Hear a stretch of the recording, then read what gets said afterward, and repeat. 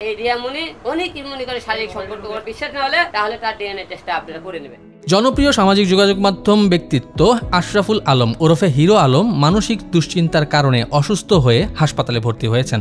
১৩ August বুধবার বিকেলে হঠাৎ বুকের ব্যথা অনুভব করলে তাকে প্রথমে শহীদ জিয়াউর রহমান মেডিকেল কলেজ হাসপাতালের কার্ডিওলজি বিভাগে ভর্তি করা হয়। তবে গণমাধ্যম কর্মীদের ভিড়ের কারণে পরে তাকে TMSS medical college and Rafatullah community হাসপাতালে স্থানান্তর করা হয়, যেখানে বর্তমানে তার চিকিৎসা চলছে।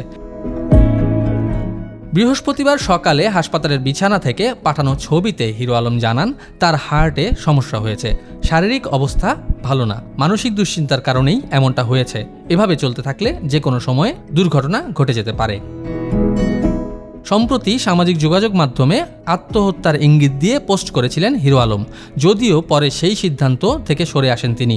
ব্যক্তিগত জীবনের সম্পর্কে ভাঙন, বিশেষ করে রিয়ামণির সঙ্গে বিচ্ছেদ তাকে গভীর মানসিক চাপে ফেলেছে বলে জানিয়েছেন হিরো আলম। বিনোদন ডেস্ক, বাংলাদেশের খবর।